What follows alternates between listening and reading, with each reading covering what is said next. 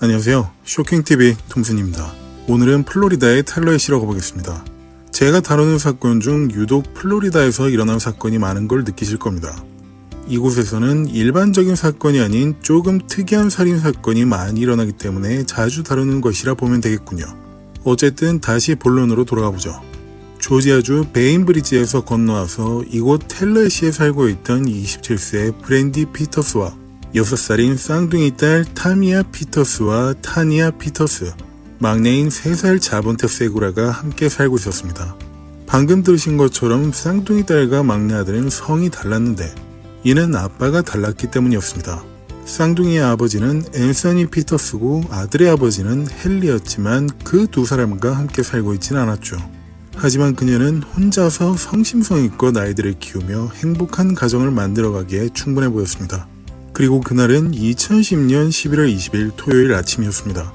브랜디의 이웃은 주말을 맞아서 브랜디의 가족과 함께 가까운 교회로 놀러가기로 한 날이었습니다. 그렇게 떠날 준비를 마친 이웃은 브랜디의 집으로 가서 초인종을 눌렀습니다. 그런데 이상하게도 브랜디의 집안에서는 어떤 반응도 들려오지 않았습니다. 문에 귀를 기울여 소리를 들어보았지만 너무도 고요한 집안이었습니다. 원래라면 3명의 어린아이들 때문에 시끄러웠어야 했기 때문에 이상하게 생각한 그 이웃은 경찰에 복지점검을 요청하게 됩니다. 참고로 복지점검은 어떤 사람이 괜찮은지 좀 봐달라며 경찰에게 부탁하는 일종의 서비스입니다. 브랜디가 괜찮은지 좀 봐주세요. 아침에 놀러가기로 약속했는데 너무 조용해서요. 저희 바로 옆집에 사는 사람이에요. 이런 식으로 말이죠. 얼마 뒤 이곳으로 출동한 경관들은 아무런 인기척이 없는 것을 확인하고 집 주변을 둘러보기 시작했습니다.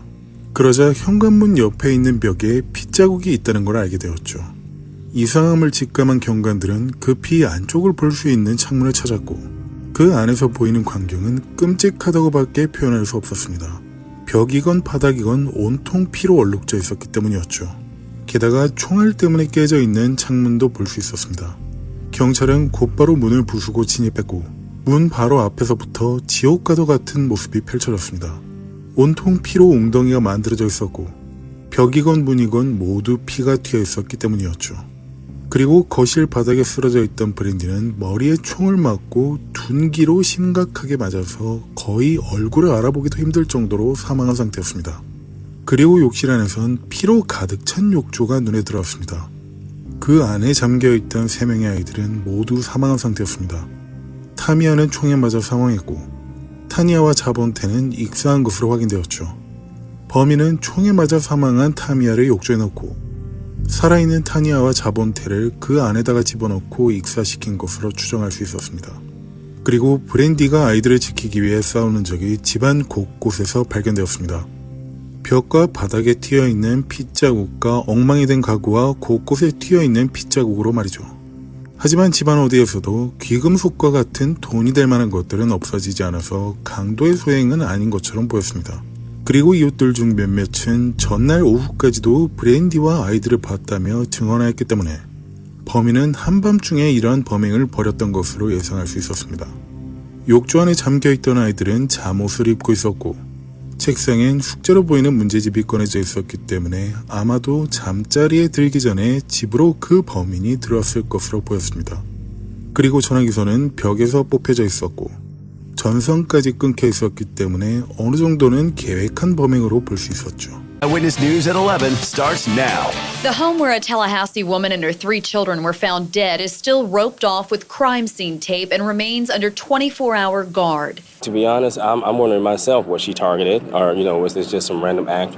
경찰은 이 사건과 관련해 여러 사람들을 용의선상에 올렸고 그 중 한 명은 막내인 조반테의 아버지인 헨리 세구라였습니다.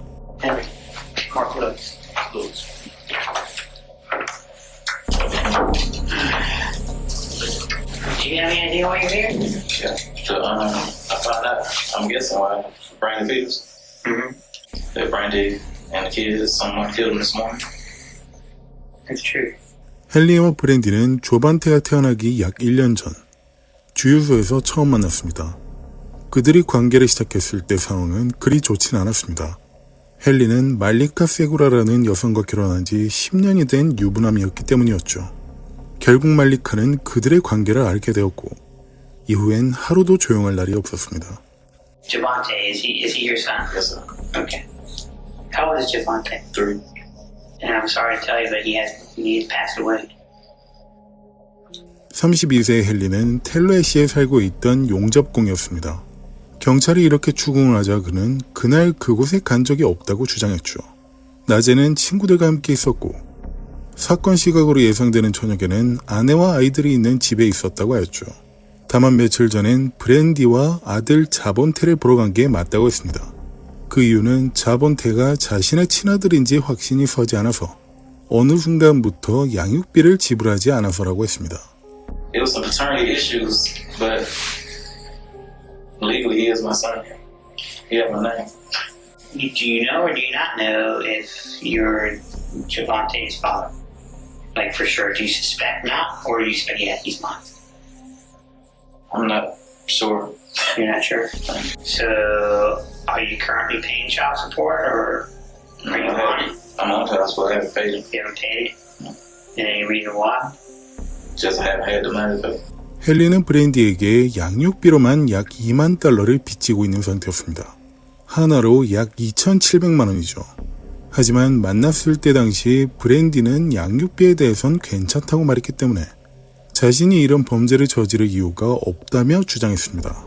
Any kind of confrontations, any problems?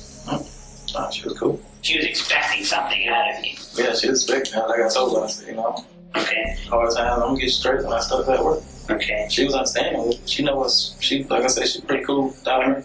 그는 신체에 여러 개의 상처가 있었고 브랜디의 손톱 아래에선 누군가의 DNA까지 검출되었습니다. 하지만 그의 휴대폰 GPS 기록은 사건 추정 시각에 집에 있었던 게 맞다는 것으로 확인되었습니다.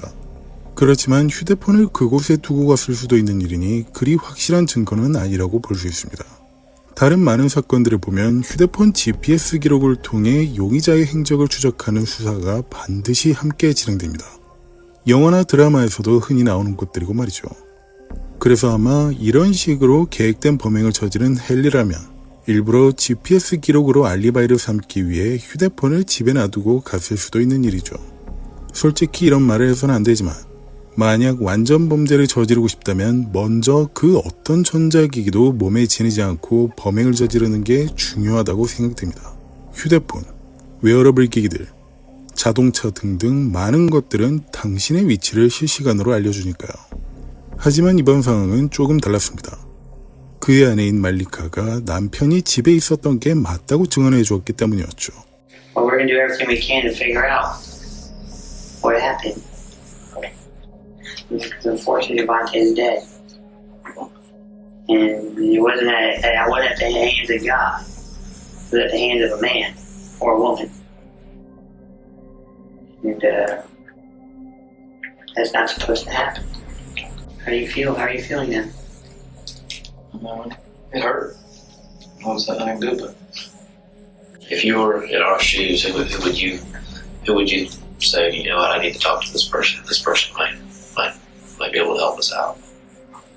nobody. Nobody? You have no idea who would want to hurt Brandy.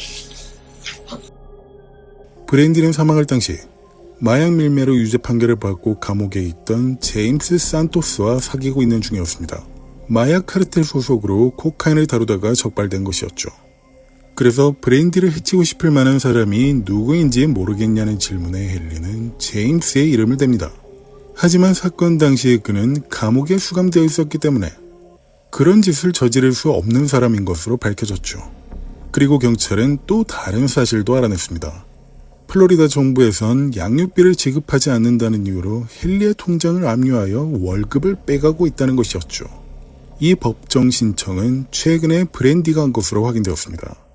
그래서 이러한 상황을 파악한 경찰은 약 10일 정도가 지났을 때 다시 헨리를 찾아가서 자리하였습니다. 모든 정황상 증거들은 그가 범인이라 가리키고 있었으니까요. The microscope is on Henry. There's a team of 8 other investigators that are talking to all sorts of people. People you probably never even heard of. Understand? Nothing gets uncovered. in this case. Nothing whatsoever. The who, what, when, where, how, and why will be answered. And obviously you know why, and you should want me to know why. You were a victim of this. 경찰의 말뜻은 이랬습니다. 넌 아들을 잃은 피해자잖아. 진짜 피해자라면 이 사건에 대해서 조금이라도 알고 있거나 짐작가는 게 있으면 좀 말해봐. 아들을 살해한 범인에게 정의를 내려주길 원치 않는 거야? 그리고 경찰은 죽기 전까지 브랜디가 양육비를 요구한 적이 전혀 없었냐고 물었습니다. 그러자 그는 브랜디가 단 한 번도 양육비에 대해서 말한 적이 없었고 사이도 나쁘지 않았다고 대답하죠. 하지만 조금 아까 말씀드린 것처럼 경찰은 브랜디가 법원을 통해 양육비 강제 지급을 요청한 상태라는 걸 확인한 상태라서 이 대답은 거짓말로 생각할 수밖에 없었습니다.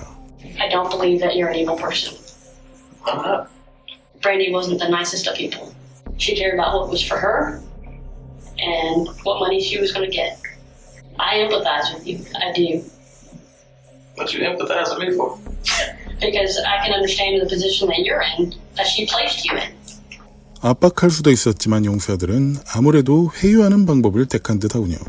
그리고 그로부터 며칠이 지났을 때 경찰은 세 번째 인터뷰 자리를 가졌습니다.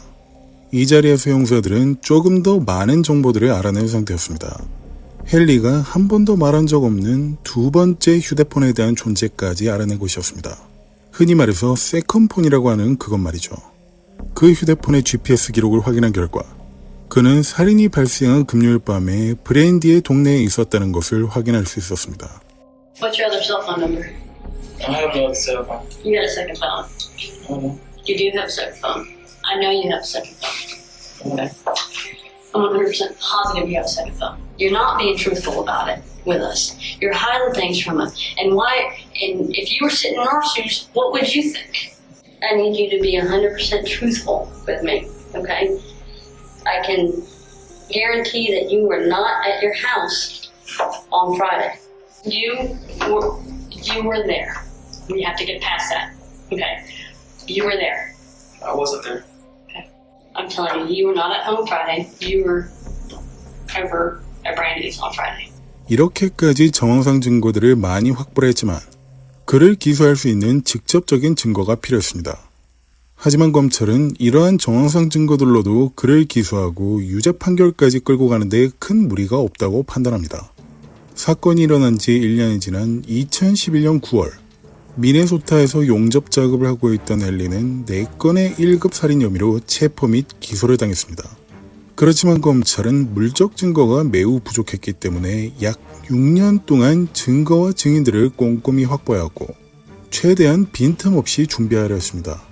그래서 재판이 열린 건 2017년 7월이었죠. 강력 사건치고는 다소 이례적으로 오래 걸린 재판 준비 기간이긴 했습니다. 그런데 이 재판 준비 기간 중 누군가가 그 살인은 자신이 저질렀다며 주장을 해왔습니다. 그 사람은 바로 사건 당시 감옥에 수감되어 있었다는 제임스 산토스였죠. 그는 브랜디가 멕시코에서 플로리다까지 코카인 밀매를 해왔다며 말했습니다. 그 외에도 세탁이 필요한 현금을 운반하기도 했는데 그 과정에서 브랜디가 약 10만 달러씩 빼돌린 사실을 알게 되었고 기분이 매우 나빴다고 말했습니다. 그래서 제임스는 그녀의 집에 킬러들을 보냈다고 주장했습니다. 헨리의 변호인단은 듣던 중 반가운 소리로밖에 들리지 않았습니다. 그리고 검찰은 그의 주장이 다소 허무맹랑하다 생각하였습니다. 남편도 없이 애 3명을 혼자 키우면서 직장까지 다니는 여성이 멕시코에서 플로리다까지 마약과 현금을 운반한다는 건 현실적으로 봤을 때 말이 안 되는 일이었으니까요. 그래서 검찰은 그의 정신 상태를 전문가를 통해 면밀히 검사하였고 그 결과 그는 리플리 증후군에 가까운 병적인 거짓말쟁이로 확인되었습니다. 어쨌든 우여곡절 끝에 열린 재판에 나온 증인들은 헨리가 브랜디의 행동에 격분한 적이 있었다고 증언했습니다. 용접 일을 하기 위해 해외로 가야 하는 상황이 있었는데 양육비 미지급건 때문에 여권을 발급받을 수 없던 상황에서 말이죠. 그리고 브랜디가 조반테의 실제 아버지가 누구인지를 두고 헨리를 조롱했다는 이유로 평소에 매우 화가 많이 나 있었다고도 하였죠. 정리하자면 안 그래도 양육비 지급 때문에 짜증이 나 있던 상황인데 조반테가 네가 맞을까 아닐까 하면서 조롱을 해서 화가 났다는 것이었죠.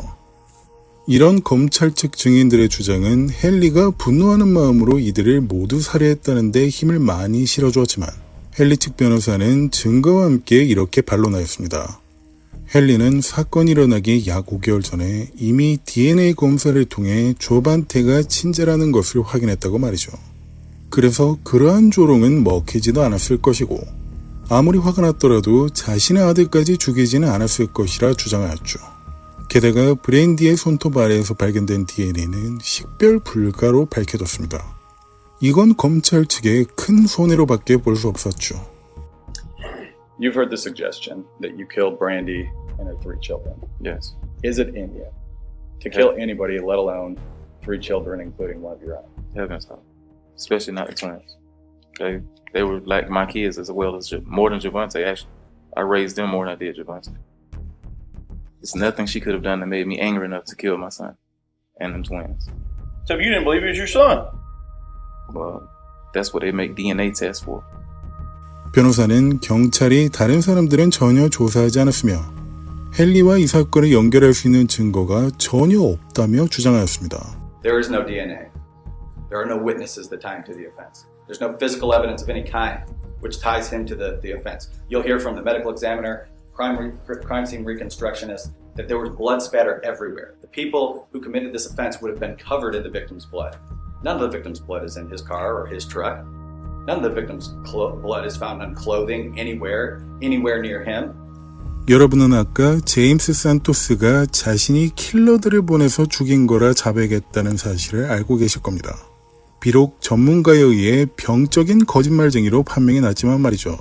하지만 변호사는 그를 증인으로 요청하였습니다. 판사는 제임스가 신뢰할 수 없는 사람이라며 그러한 신청을 기각하였고 그러자 변호사는 한 갱단 전문가라고 하는 수사관을 증인으로 요청합니다. 그 수사관은 이 사건 현장이 카르텔 갱단의 범행 방식과 매우 유사한 형태를 띠고 있다며 증언하였죠. 예를 들자면 현장에서는 여러 발자국이 발견되었고 삽을 남겨놓고 간 것으로 말이죠. 그는 삽을 카르텔이 흔히 사용하는 경고의 표시라고 하였습니다. 검찰은 이 수사관의 증언에 반박하기 위해 다른 수사관을 증인으로 요청하고 검찰 측 수사관은 삽을 남기지 않고 에이스 오브 스페이드를 남긴다며 증언하였습니다. 멕시코 내에서도 수많은 카르텔이 있었기 때문에 배심원들은 서로 다른 증언으로 마음을 정하기 힘들어 보였습니다.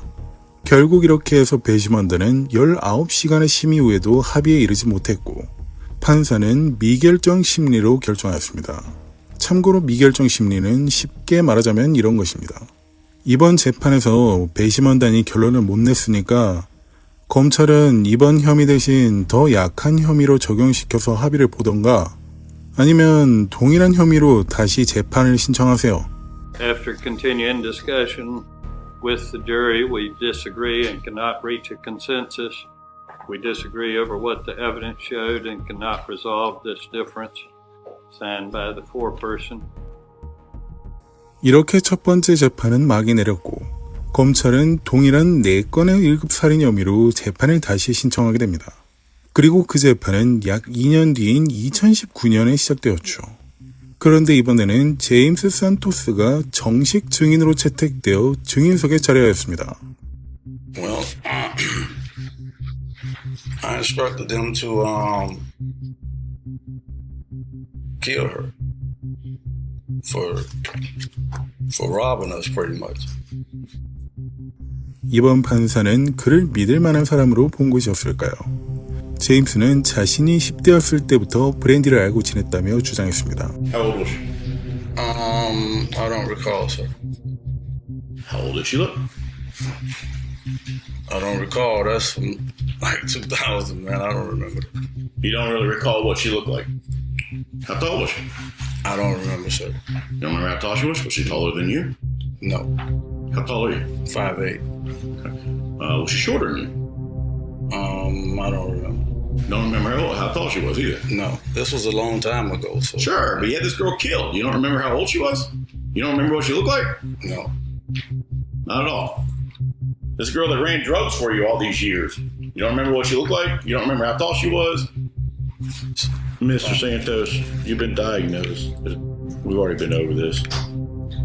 Delusional. grandiose, narcissistic, schizophrenic, hear voices in your head, confessing to murders that didn't occur, confessing to murders you couldn't have done, now confessing to another murder you had no involvement in. Is that true? No, sir, it's not. So you told police in your interviews with police that you and Brandy weren't fighting or arguing about child support. And you told them that she was really sweet, didn't you? Yes. She is sweet. But isn't it true that she was taunting you? She was telling you that you were stupid for thinking that Javante was actually your son. Yes, she told me that. Okay. She told you that on numerous occasions, didn't she? Yes. And then she'd come back and say, no, he is your son, and then no, he's not. It was kind of like a little mind game she'd play back and forth. Yes. 헨리는 증인석으로 올라가서 경찰과의 신문에서 거짓말을 한 이유와 자신의 무죄를 설명하려 했습니다. Okay, so you were lying to police. Obviously. Right. Oh.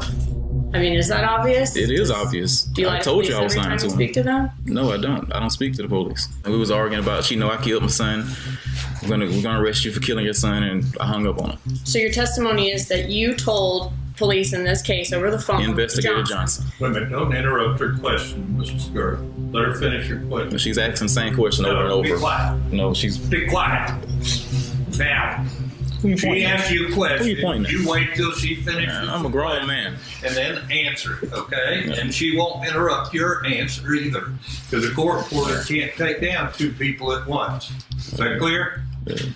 Sir? Yeah, that's very clear. All right. What we saw right there, you have a little bit of a temper, right? I'm getting aggravated. You keep asking me the same questions over and over like you're expecting a different answer. Okay. And we know that, and I mean, you'd probably be the first one to tell us this. Brandy, she tells you what's on her mind. She's not one to hold her tongue, right? Neither am I. Okay. Is that kind of what has started this whole thing?